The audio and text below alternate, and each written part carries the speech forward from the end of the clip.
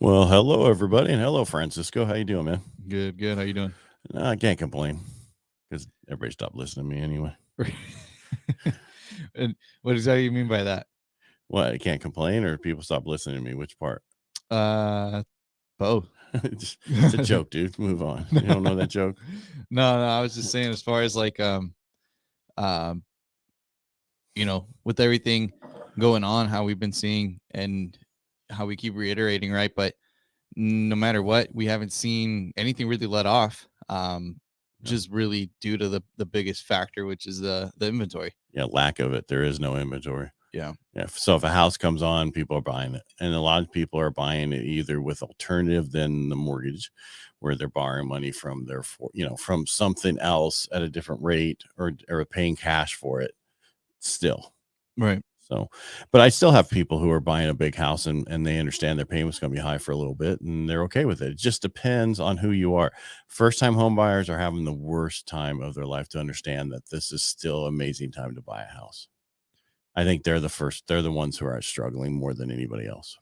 Right. I think there's also a lot of opportunity out there, and it's kind of I see where the down payment is not the down payment, the interest rate's very discouraging, I feel, for some people because of like jumping from where they're renting at to like the current rate. However, people don't understand like the benefit of, you know, being able to pocket $10,000, $15,000 if you get some credits right now, which is still very doable. Right. But people just you have to look at the numbers, run through the numbers. People don't understand. Also in June, we just saw an increase in rents again. And they're going up. So they're up 3.4% year over year. So rents are continuing to go up. Mortgage payments went up. The rents are going up because people are going to rent instead of buying, which not everybody is, but a lot of people are going, okay. And you have to remember this, where we're at with rates took so many people on the market. You're probably talking 10 million people were taken out of the market because of the fact of where the rates went to and they don't qualify. Right. That's the difference. Prior to this, I have my rent payments $2,400. Oh, I can get into a house for $2,000. It would make no sense at all to not buy a house. Now my rent payment is $2,500 and it's going to cost me $3,200 to buy it and to get into a home.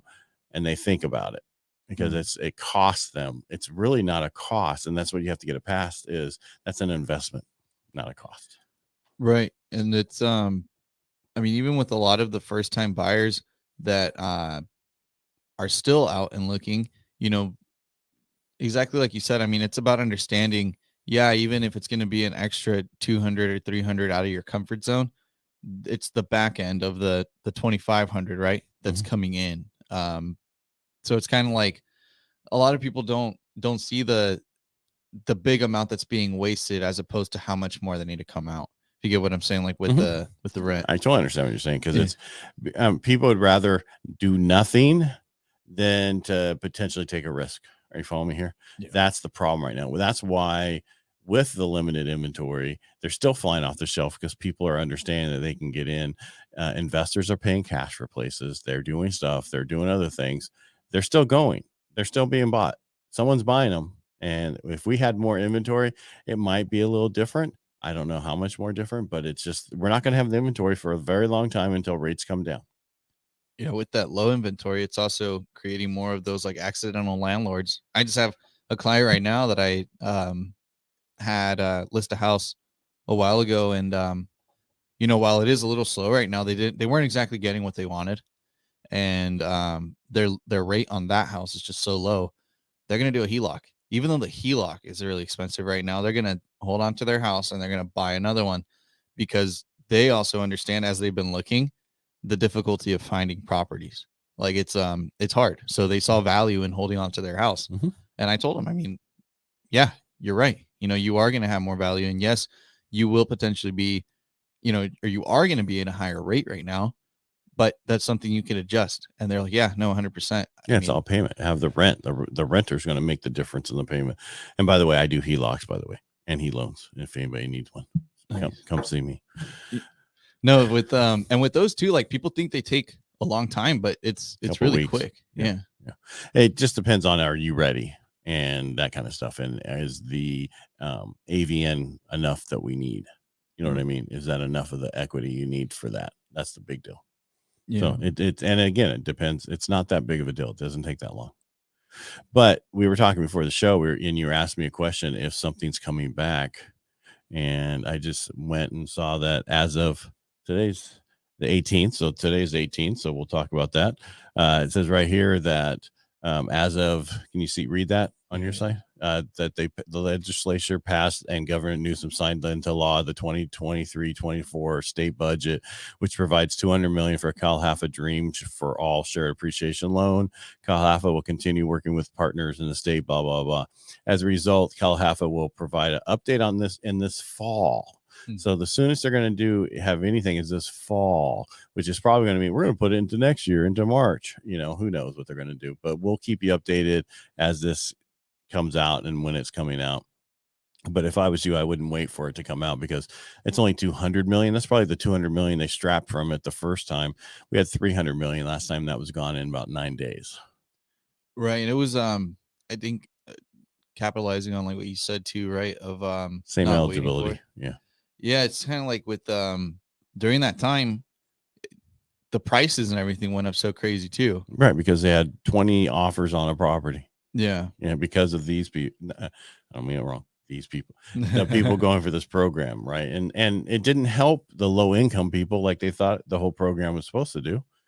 You could make $150,000 and get this program. How's that helping low income? That's actually a conversation I just had with a friend of mine. I've been telling him, he's thinking about buying, and he was like, "Hey, like, what do you think about that dream for all?" And I was like, "Well, it was very short lived, first of all, and second of all, I didn't feel it went to the people that did need it. I think if there was a bit more regulation, right, and or just more limitation with it, then it could go to obviously the people that really do need it. I mean, it's like we were saying." 300 million sounded like a lot, but when you have people in LA, buying and $200,000 going like that, 200,000. You're talking about they're buying in LA, they're buying it for $1 million something. Yeah, you're right, more than 200K. So it's kind of like a lot of it just flew. Well, because everybody jumped on it and grabbed it. And the thing was, it was to help people get in. You can't limit it by loan amount in certain areas because then it's and that was the thing too, is like I was telling him was that it just it was so short lived, and it also I feel like created this false perception in a lot of people's minds again, where like I mean they were like, man, if you got this program, you have a really low payment and this and that, which yes, it did have those benefits. But he asked me, he was like, what would you have done? I told him, me personally, I would have gone with still a traditional loan. I wouldn't have. I would have went with that. Really? Do you know why? Well, with the high 20% down or what? Yeah, I would do 20% down, the shared appreciation for all, which saved me $500 a month. Right.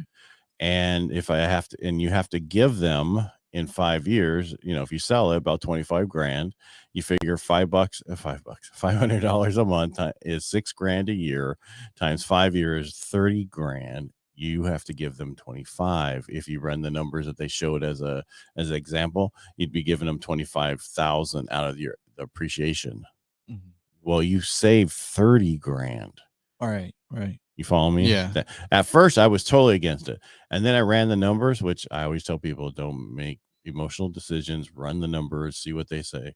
And it worked. It actually made sense to do it because of that number, because of what you were saving per month without the mortgage insurance and the lower rate because of the 20% down. And because of the 20% down, you had a lower principal payment and interest payment. So all that. So it was about $500 difference a month. Made a big difference to where it made sense. Yeah. Now, if it's $250 a month, you have to run the numbers. I think it's a great program. So if you can do it again, I would do it, down the road if you are going to wait that long. But if you have an opportunity to get into a house with some closing costs right now helped out, I would do that now versus waiting. Was it an option, like if you already had a home, to refi with that? No. It's first time home buyers. And it was first time home buyers. So it was also, so if you have a house, you can't refinance to be a first time home buyer. Right. So with people when they were also going through with it and like the regulations, right? So what if you were to sell before the 5 years? No, it doesn't matter. It doesn't matter. No. There was no like. No, Okay. that was just an example. If you sold in 5 years from now and your house appreciated $100,000, how much would you owe them? Right. That was what that numbers were. I see. Okay. And first time home buyer for them is somebody who's not owned a home in the last 3 years. Right. And with that, and as we kind of lean in towards it and hopefully hoping for like fall, right? Like, let's say, Well, they're going to get back to us in fall, what they plan on doing. Yeah. The last one was March, right? That's what I was going to say. I guarantee it's going to be March of next year before they do it. Mm-hmm. And people go, well, then I'm going to wait. Well, you're going to lose out on 10 to 15% increase in equity. That's another big thing. I mean, I saw even from like the MBS highway, they were saying like from like now to even the end of this year, like just the rest of these months, I think they're expecting just like it's already going to be like 5%. 10% actually, if 10%. Year over year with the last numbers. Yeah. Listen to me, not them. Right. Actually, I like Barry Habib. He's been around forever. I remember his last. So in 2008, he actually sold his company in 2006. He did the same thing. It was called something else, and he sold it because he saw what we talked about a long time ago about the birth rates and everything else was going to affect the whole market in 2006 and go away. And he sold his company, made a lot of money, and then got into Broadway and a bunch of other stuff. And then he got back into this 5 years later, and he's the guru. He knows exactly what he's talking about. Yeah. No, I get a lot of my information from him too. Right. And that's where, like, I mean, you hear like a lot of what he's projecting, and it just completely shuts down a lot of arguments that people have as to like why you shouldn't buy right now. Like it's just, we've been seeing it time and time again. And it's just, at the end of the day, it's history and data. Correct. And knowing what you're talking about when you're going to put stuff out there, you need to know what you're talking about. It helps. What his stuff does, it helps people who've been in the business a couple of years be able to talk like they've been in the business as long as I have. Yeah. You follow me? That's what that does. You're using his knowledge so you sound better. You can just regurgitate exactly what he says. I would throw it in Chat GPT, change a little bit, but and you sound like you know what you're talking about. But that being said, we are going to see this. The question is, are we going to see a soft landing going forward? Because the media has been talking about we're having a soft landing, and the biggest thing is that they're not looking at it as a credit crunch. We've had a huge stop in credit, and credit cards are over. If you look at the numbers, I think 76% of there was a survey done by Prime America, and it was their middle income financial security monitoring survey for second quarter. 76% of the respondents said they're stopping non-essential purchases. 36 said their credit card usage is up. 33 said that they note an increase in credit card debt over the past year. And 71% said that their income continues to fall behind the cost of living. And 48% are reducing their savings for future shit. So basically what this is saying is we're going to hit a recession because there's not going to be a soft landing, according to the credit crunch. So who knows? We'll know once we're there. Yeah. And then how far out are they even estimating this recession to be, like, to where people are? Average, a recession is about 18 months. Mm-hmm. That once it starts, but the problem is, you're in it hindsight. Yeah. And the problem is our data that we get, that we share, are always behind a couple months. So we could be in it. Right. We don't know until 2 months from now. Are you following what I'm getting at? And then it usually on average lasts between 16 to 18 months, which is good for us. And the last recession we had was, do you remember?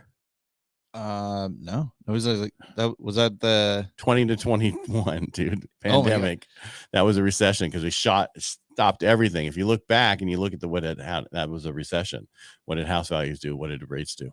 That's what happens in a typical recession. There's only been 2 recessions that did not happen in over the last 15 recessions. We had the Great Recession, which was a financial crisis, and then we had an S&L issue back in the 90s we were flat. Well, with that being said, too, I mean, the recession, I don't think is really going to impact us, negatively. No, it's maybe we'll get some of these 9 million jobs gone by then. The problem has been the 9 million jobs that we have out there that people aren't taking.